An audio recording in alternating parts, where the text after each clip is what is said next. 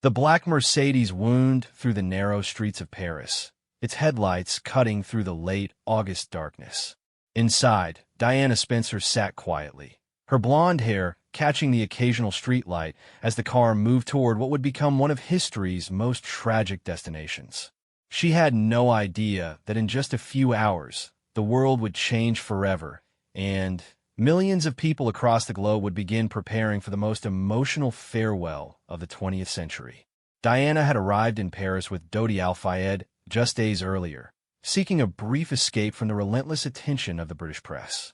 The paparazzi had followed them everywhere during their Mediterranean vacation, and now, even in the City of Light, photographers waited outside the Ritz Hotel, their cameras ready to capture every moment of the princess's private life.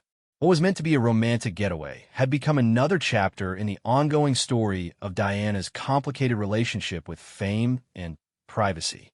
The former Princess of Wales had grown accustomed to living under the microscope since her fairy tale wedding to Prince Charles in 1981. 16 years later, after a very public divorce and countless headlines about her personal struggles, Diana had begun to find her own path. She had transformed from a shy kindergarten teacher into one of the world's most photographed women, using her platform to champion causes close to her heart. Her work with AIDS patients, landmine victims, and homeless individuals had earned her the title the People's Princess, a name that would take on profound meaning in the days to come. As a Mercedes approached the Pont de l'Alma tunnel that Sunday night, August 31st, 1997, Diana was discussing plans for the following week with Dodi. They talked about returning to London, about her sons William and Harry, who were spending the final days of summer with their father at Balmoral Castle in Scotland. Diana missed her boys terribly during these separations, often calling them multiple times a day to check on their activities and remind them of her love. The crash happened in an instant. The pursuing paparazzi, the excessive speed, the concrete pillar, all of it combined to create a moment that would forever divide time into before and after. When the news broke in the early hours of Sunday morning, it traveled around the world faster than anyone thought possible. Television programs were interrupted, radio broadcasts changed their schedules, and newspaper editors scrambled to rewrite front pages that had been planned for entirely different stories. In London, the first people to learn of the accident were senior members of the royal household.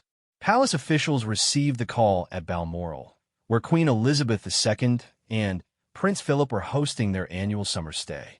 Prince Charles was awakened with the devastating news about the mother of his children. The initial reports were confusing and conflicting.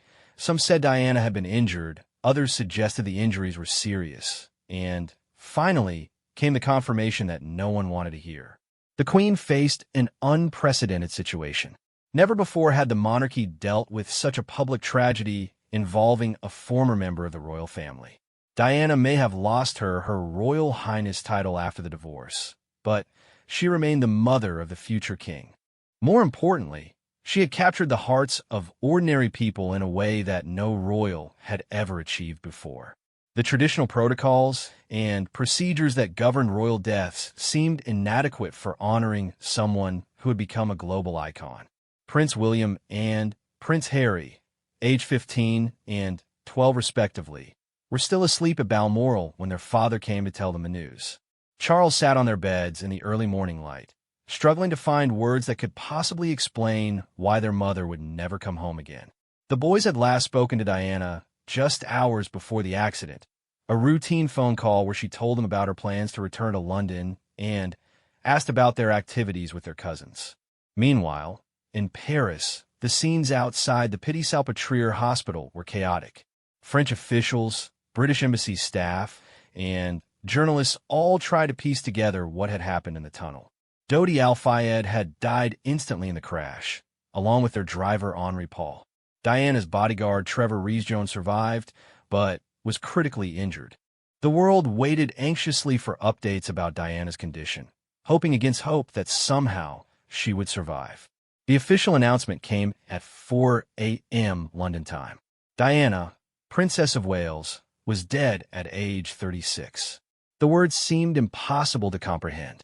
Here was a woman who had been so full of life, so vibrant, and engaged with the world around her, gone in an instant. The shock reverberated through every level of society, from the corridors of power to ordinary homes where families sat stunned in front of their television screens. As dawn broke over London, something remarkable began to happen. Without any official encouragement or organization, people started making their way to Kensington Palace, Diana's former home. They carried flowers, cards, photographs, and teddy bears.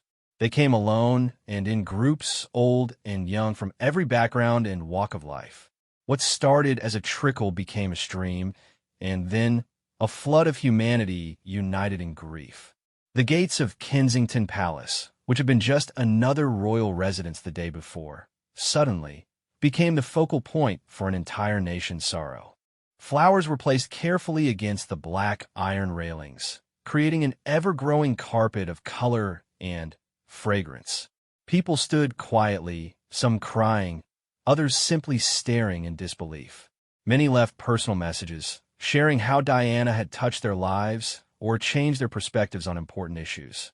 Similar scenes were unfolding at Buckingham Palace, where the absence of a flag at half-mast began to generate controversy.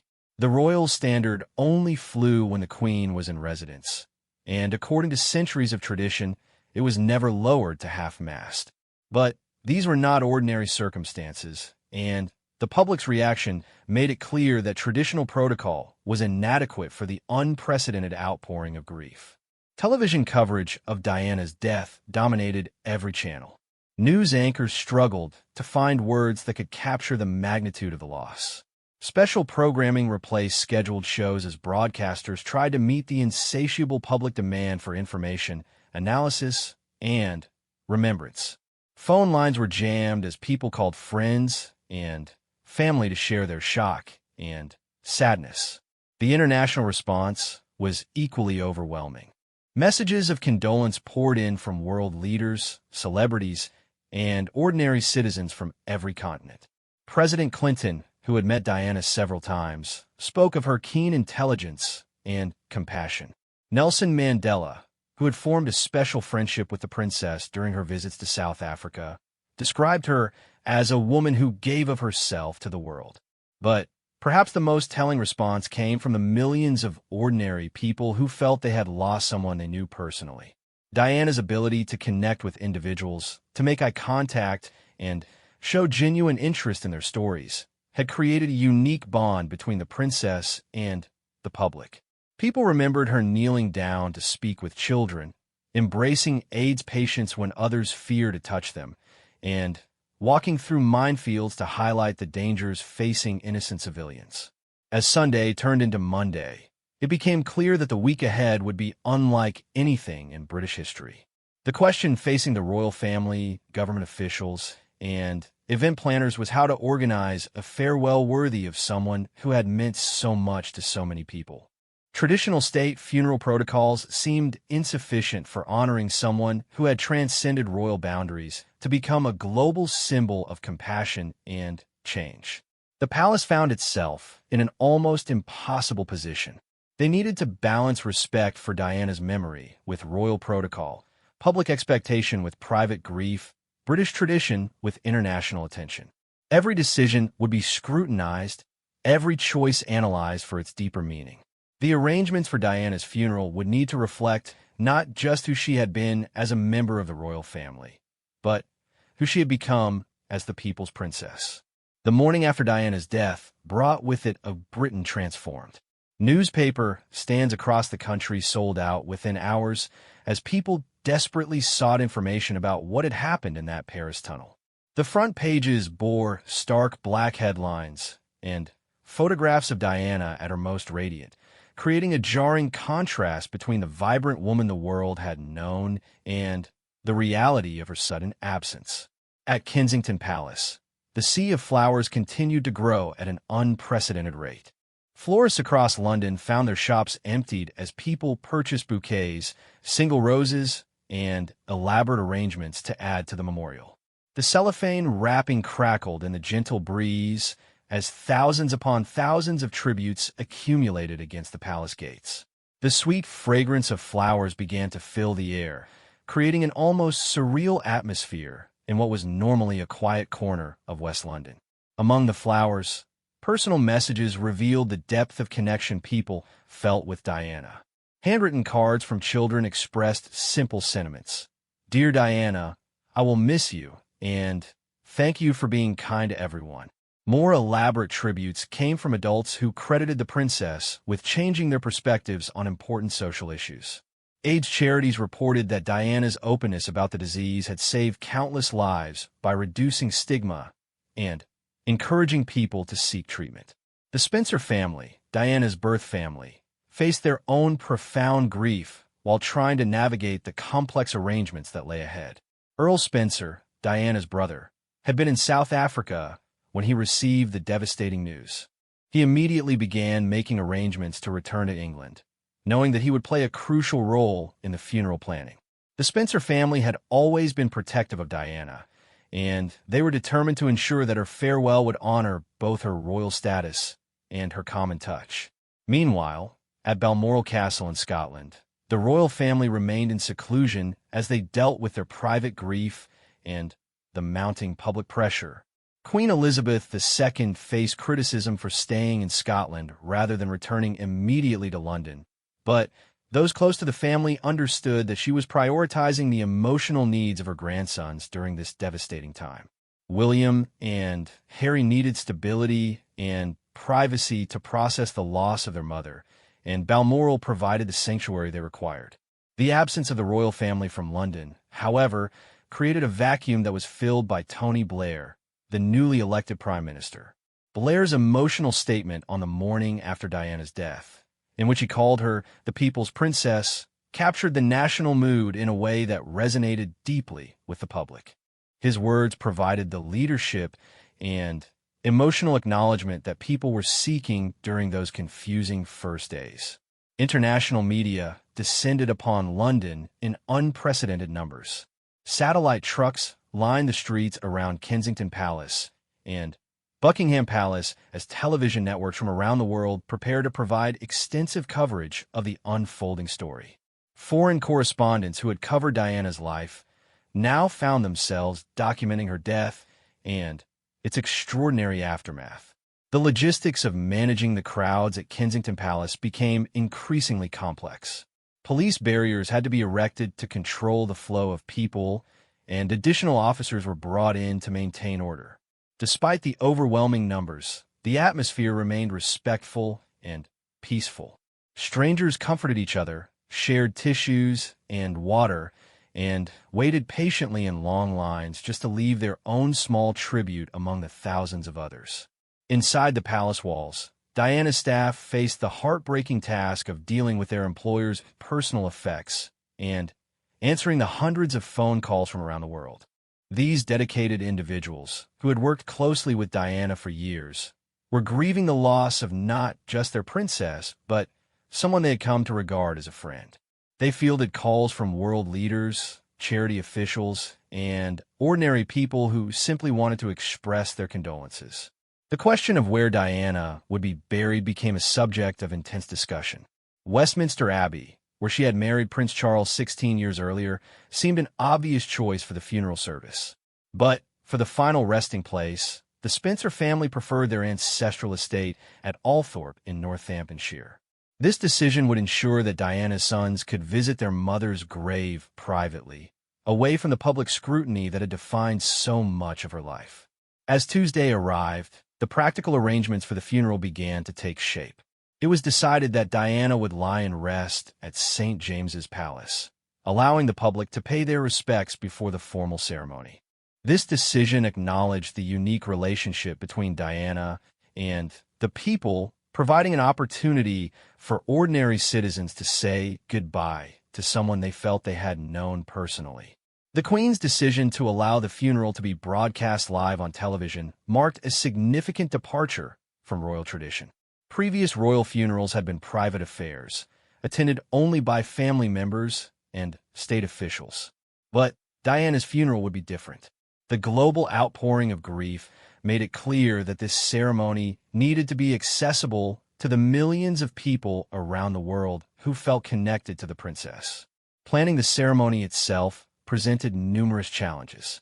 Westminster Abbey could accommodate only about 2,000 guests, but the demand for invitations came from every corner of society.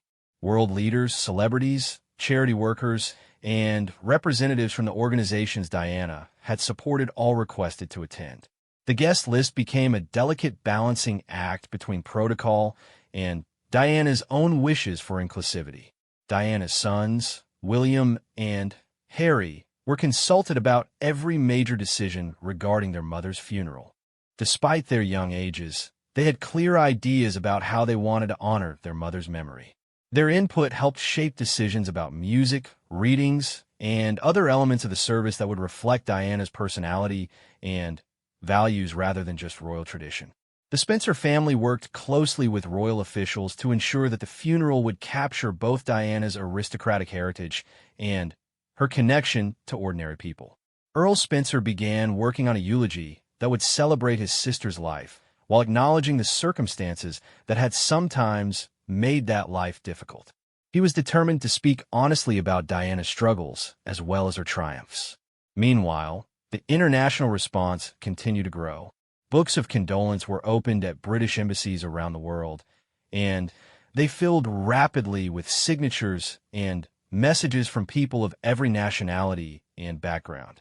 In countries where Diana had never visited, people gathered to share their grief and remember her humanitarian work. The economic impact of Diana's death became apparent as businesses across London adjusted to the unprecedented situation. Hotels filled with visitors who had traveled to London specifically to be part of the mourning process. Restaurants and shops around Kensington Palace experienced a dramatic increase in customers, while other parts of the city remained unusually quiet as people focused their attention on the unfolding drama.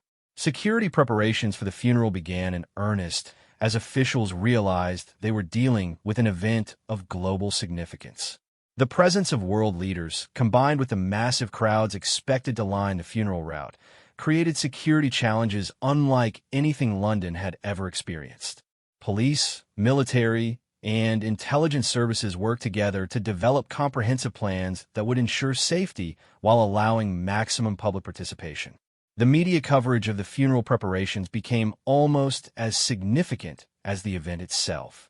Television programs provided minute-by-minute updates on the arrangements, while newspapers published detailed diagrams of the funeral route and schedules of events. The public's appetite for information seemed insatiable, as people tried to find ways to participate in what was becoming a historic moment. Cultural commentators began analyzing the deeper meaning of the public response to Diana's death. Some saw it as a rejection of traditional British reserve and formality in favor of a more open, emotional approach to public life. Others viewed it as evidence of Diana's unique ability to bridge different worlds and bring people together across traditional boundaries. The flower tributes at Kensington Palace had grown so extensive that they covered not just the immediate area around the gates, but spread along the surrounding streets.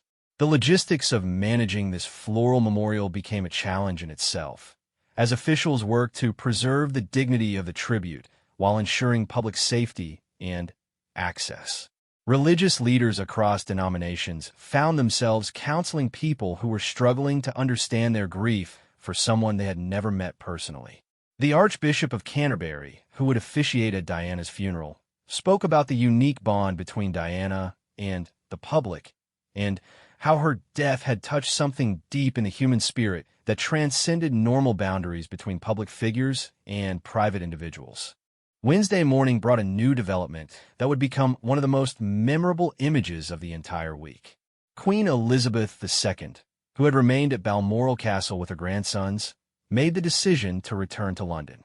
The criticism of her absence had grown stronger each day, with newspaper editorials questioning why the monarch was not present during such a crucial moment in British history.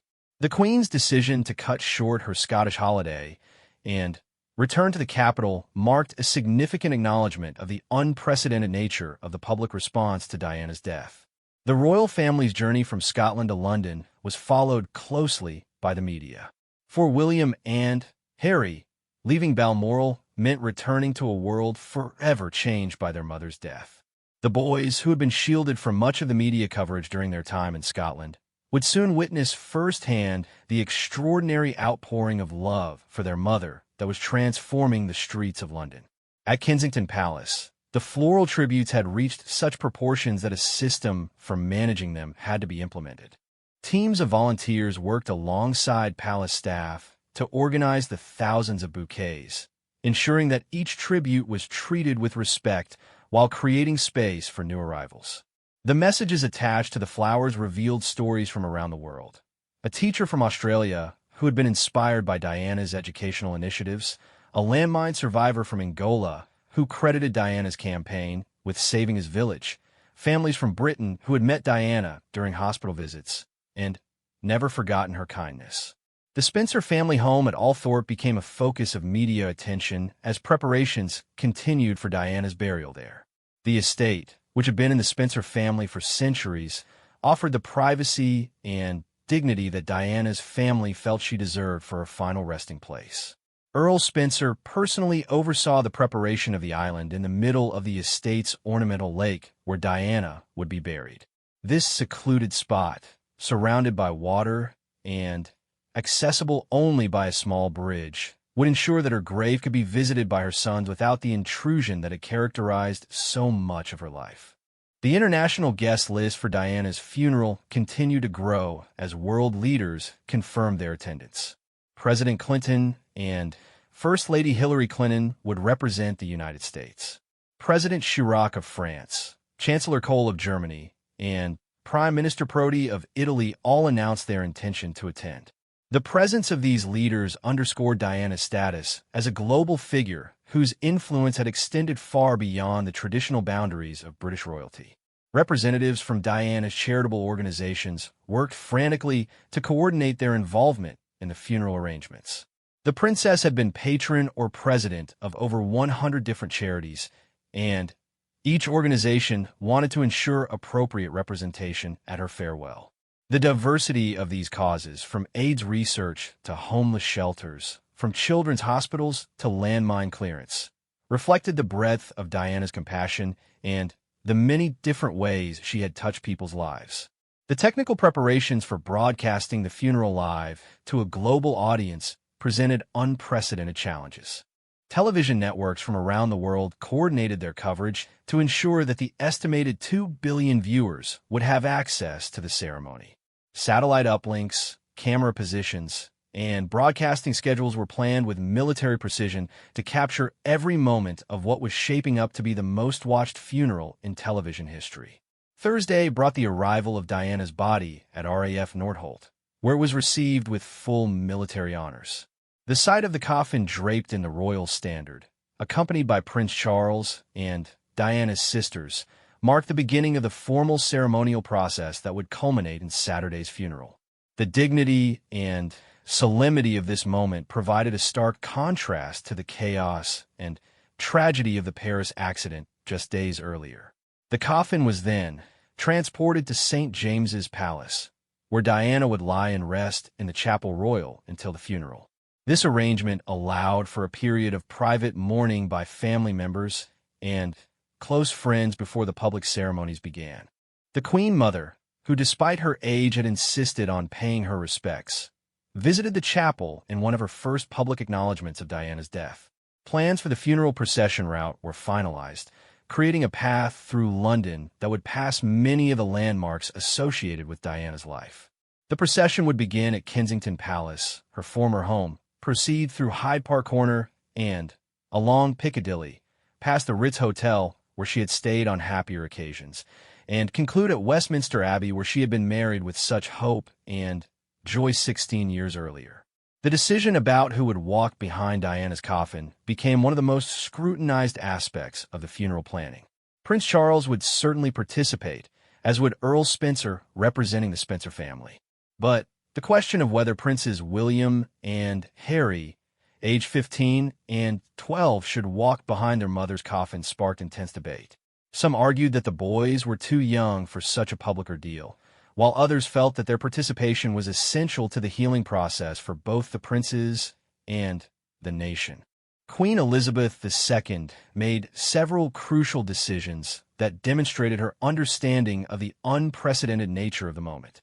She announced that the Union flag above Buckingham Palace would be lowered to half-mast, breaking with centuries of tradition that had reserved this honor only for the death of the monarch. This gesture, though seemingly small, was enormously significant to a public that had been watching every royal response to Diana's death with intense scrutiny. The Queen also decided that she would make a televised address to the nation on Friday evening, the night before the funeral. This would be only the second time in her reign that she had addressed the nation at a time of crisis, the first being during the Gulf War. The decision to speak directly to her subjects about Diana demonstrated the extraordinary nature of the circumstances and the royal family's recognition that traditional responses were inadequate. Friday morning brought the official announcement that Princes William and Harry would indeed walk behind their mother's coffin.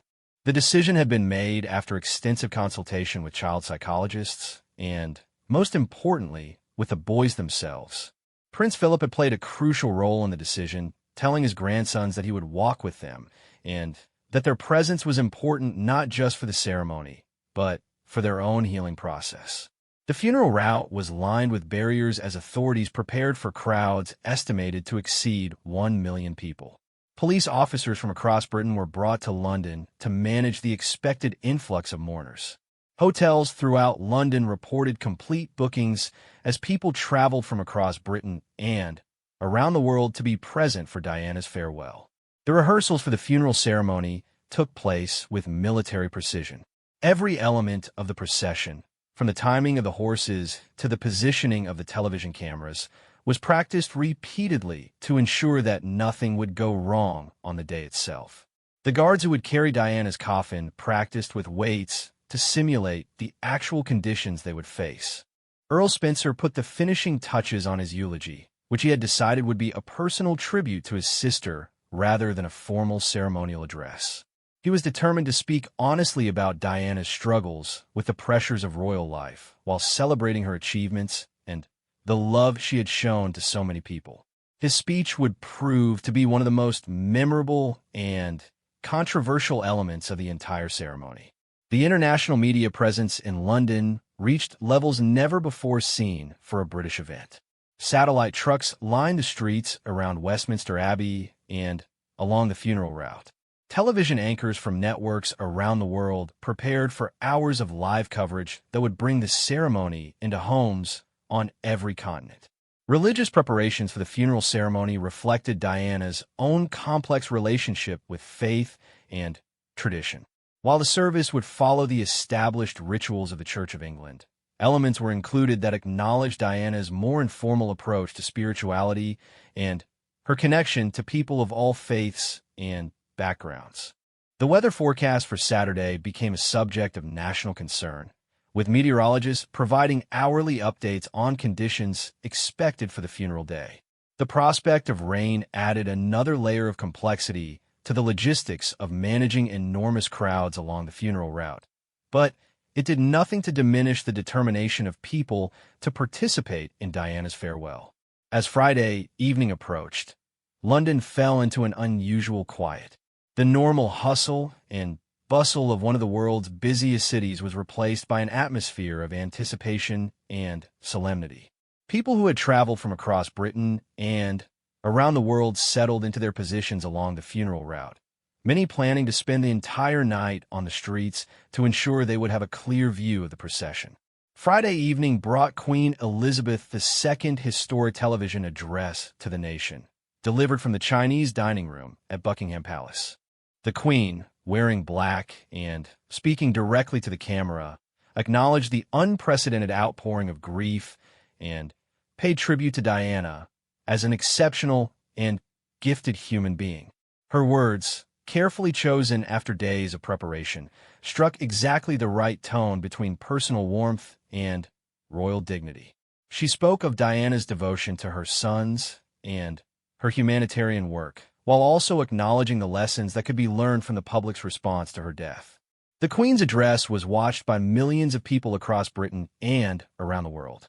Her recognition of Diana as someone who never lost her capacity to smile and laugh nor to inspire others with her warmth and kindness provided the official acknowledgement that many had been seeking.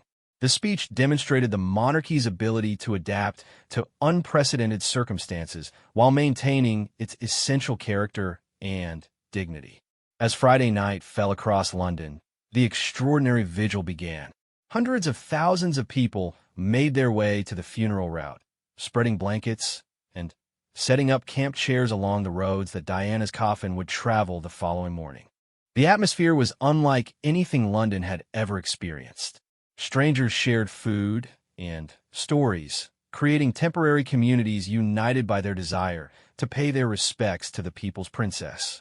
The crowds were remarkably diverse, representing every age, background, and social class. Elderly couples who remembered Diana's wedding sat next to young families who had been inspired by her humanitarian work. Foreign visitors mixed with Londoners, all drawn together by their shared grief and admiration for a woman who had transcended traditional boundaries. Police officers walked among the crowds, but their presence was barely needed. Despite the enormous numbers of people, the mood remained respectful and peaceful throughout the night. Many people brought flowers to add to the tributes, while others carried photographs of Diana or homemade banners expressing their feelings about her life and death. At Westminster Abbey, final preparations continued through the night. The ancient building, which had hosted coronations, royal weddings, and state occasions for nearly 1,000 years, was being prepared for what many considered its most significant ceremony of the modern era. Flowers from the royal estates decorated the abbey, while television crews made their final technical adjustments for the global broadcast. The guest list for the funeral reflected Diana's unique position in society. Alongside world leaders and members of European royal families sat representatives from homeless shelters, AIDS hospices, and landmine clearance organizations. Pop stars like Elton John, who had been a close friend of Diana's, would share the abbey with prime ministers and presidents. This mixing of different worlds epitomized Diana's own approach to life and her belief that compassion knew no social boundaries. Elton John had spent the week working on a special version of his song Candle in the Wind, originally written about Marilyn Monroe, adapting the lyrics to honor Diana's memory. The decision to allow popular music at the funeral was controversial within traditional royal circles, but it reflected Diana's own love of contemporary culture and her ability to bridge the gap between formal ceremony and popular appeal. Saturday morning, September 6, 1997, dawned clear and bright across London. The weather, which had been a source of concern throughout the week, turned perfect for the solemn occasion ahead. As the sun rose over the city, it illuminated the faces of the millions of people who had gathered along the funeral route, many of whom had spent the entire night on the streets. At Kensington Palace, the final preparations for the funeral procession were completed. The horse-drawn gun carriage that would carry Diana's coffin was inspected one final time, while the military units that would participate in the procession formed up in precise formation. The sight of Diana's coffin, draped in the royal standard and topped with white lilies, white roses, and a card simply marked Mummy from her sons, was deeply moving for everyone present. The Spencer family gathered at Kensington Palace for the beginning of the procession. Earl Spencer, who had flown back from South Africa, stood with his sisters Lady Sarah McCorquodale and Lady Jane Fellows as they prepared to follow their sister's coffin on its final journey. The grief on their faces was evident, but so too was their determination to ensure that Diana received the farewell she deserved. Prince Charles arrived at Kensington Palace with his sons, William and Harry. The boys, dressed in dark suits and black ties, appeared composed despite the enormous pressure of the moment. Prince Philip, true to his word, stood ready to walk beside his grandsons, offering them the support and strength they would need for the ordeal ahead. As the procession began to move away from Kensington Palace, the silence from the enormous crowds was extraordinary. People who had waited all night to catch a glimpse of the funeral cortege stood in respectful quiet as Diana's coffin passed by. The only sounds were the clip-clop of horses' hooves on the pavement and the occasional sob from someone overcome by emotion. The sight of Princes William and Harry walking behind their mother's coffin became one of the most indelible images of the entire day. Their young faces, so reminiscent of their mothers, showed a composure that was both heartbreaking and inspiring. Many people in the crowd were moved to tears by the courage these two boys displayed in the face of such a public ordeal. The procession route took the funeral cortege through some of London's most iconic locations. As they passed Hyde Park Corner, where Diana had often jogged in the early morning hours, people threw flowers into the road. The gesture was spontaneous and unplanned, but it quickly spread along the entire route as people sought a way to express their love and respect for the princess. Television coverage of the funeral reached unprecedented levels, with an estimated global audience of 2.5 billion people watching the ceremony unfold. In Britain, virtually every television and radio station carried the funeral live, while normal programming was suspended for the day. The coverage extended far beyond news channels, with entertainment networks and even children's programming interrupted to broadcast the historic event. The crowds along the funeral route represented a cross-section of British society that Diana herself would have appreciated. Working-class families from East London stood beside wealthy residents of Mayfair, all united in their desire to pay their respects. Many people held photographs of Diana, while others simply stood in silent tribute as the procession passed. International visitors who had traveled to London specifically for the funeral were amazed by the orderly behavior of the crowds. Despite the enormous numbers of people and the intense emotions of the moment, there were virtually no incidents of disorder or disruption. The British public's response to Diana's death and funeral demonstrated a level of collective dignity that impressed observers from around the world. As the procession approached Westminster Abbey, the crowds grew even denser. People climbed onto lampposts, hung out of windows, and stood on anything that would give them a better view of the historic moment. The approach to the Abbey, with its Gothic towers rising against the blue September sky, provided a majestic backdrop for the conclusion of Diana's final journey through London. Inside Westminster Abbey, the congregation of 2,000 guests represented a unique gathering of world leaders, celebrities, charity workers, and representatives of all the causes that Diana had championed throughout her life.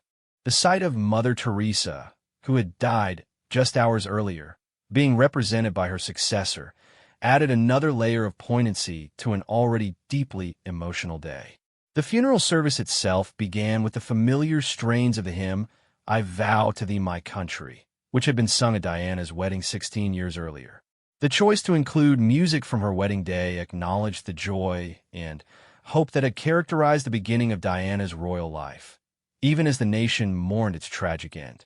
Inside Westminster Abbey, the atmosphere was charged with emotion as 2,000 invited guests took their places for what many would later describe as the most moving funeral service of their lifetimes.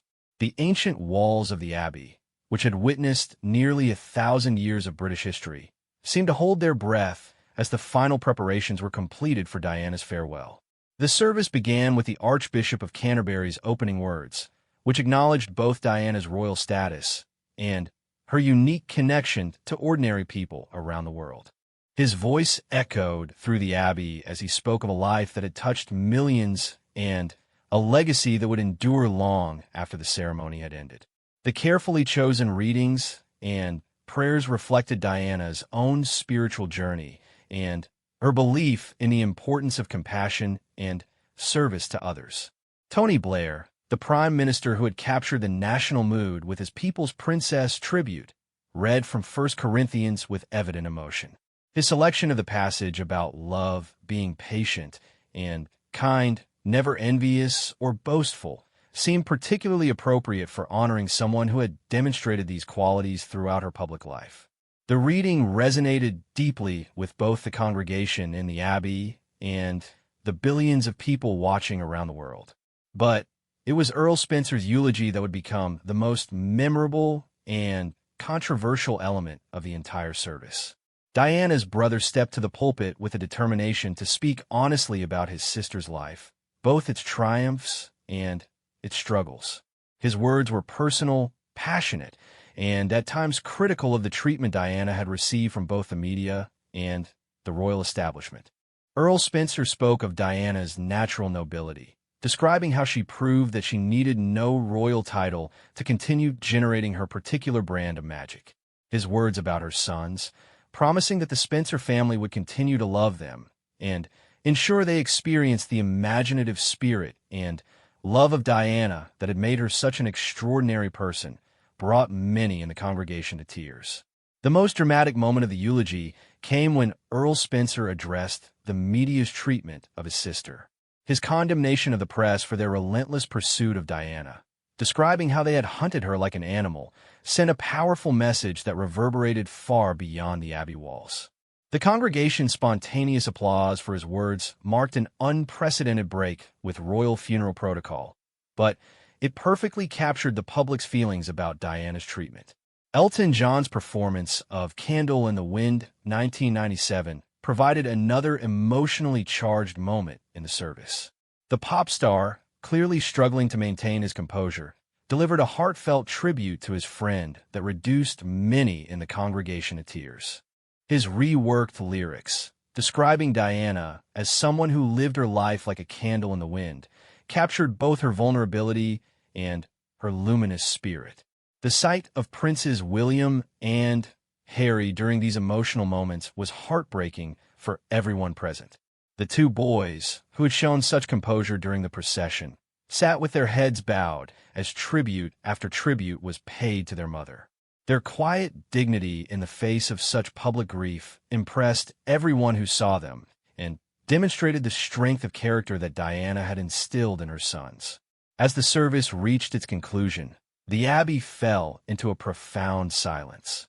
The final prayers were offered, the last hymn was sung, and then came the moment everyone had been dreading, the end of the formal ceremony and the beginning of Diana's final journey to her burial place at Althorpe. The procession from Westminster Abbey to the Spencer family estate represented a transition from the public farewell to the private grief of family and close friends. The crowds that lined the route out of London were just as dense as those who had witnessed the earlier procession, with people continuing to throw flowers and express their love for Diana, even as her coffin left the capital for the last time. The drive to Althorpe took the funeral cortege through the English countryside that Diana had loved since childhood. Villages along the route emptied as residents lined the roads to pay their respects. Church bells tolled in communities large and small, and flowers were thrown from bridges and roadsides as the procession passed. The response from ordinary people in these rural areas was just as emotional and overwhelming as what had been witnessed in London. At Althorpe, the Spencer family's ancient estate, a very different kind of ceremony took place. Away from the television cameras and the crowds, Diana was laid to rest on a small island in the middle of the estate's ornamental lake. The burial was attended only by her immediate family and closest friends, providing the privacy and dignity that had often been missing from her public life. The island burial site, accessible only by a small footbridge, ensured that Diana's grave would be protected from unwanted intrusion while remaining accessible to her sons whenever they wished to visit their mother. Earl Spencer had personally overseen every detail of the burial arrangements, from the simple grave marker to the plantings that would surround the site in years to come.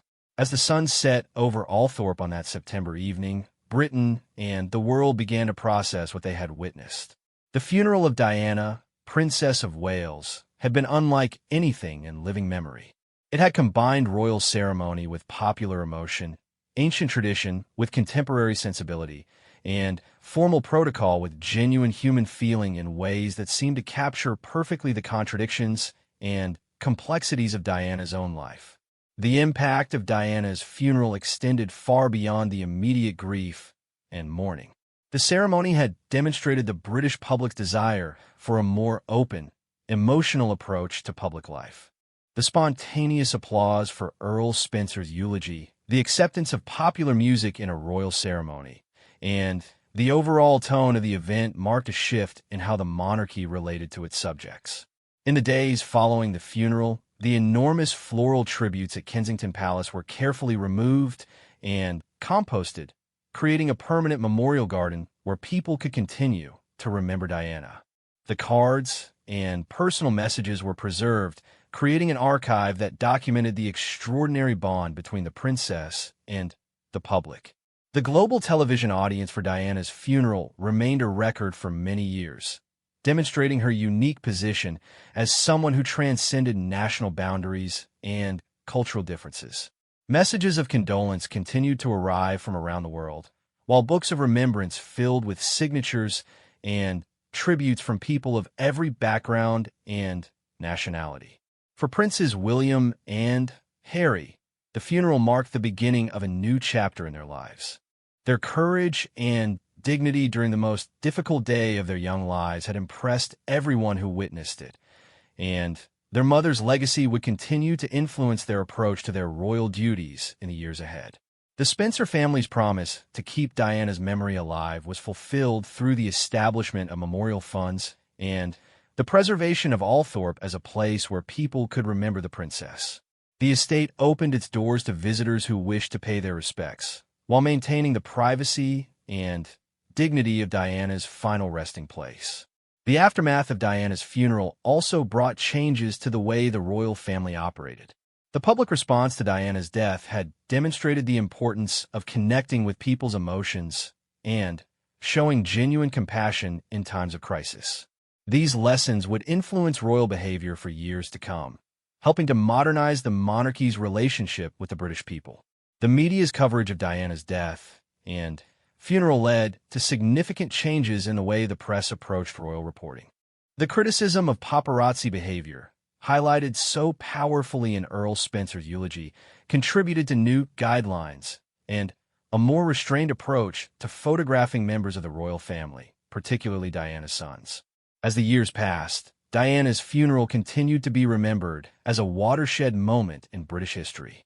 It had shown the power of collective grief and the importance of ceremony in helping people process loss and change.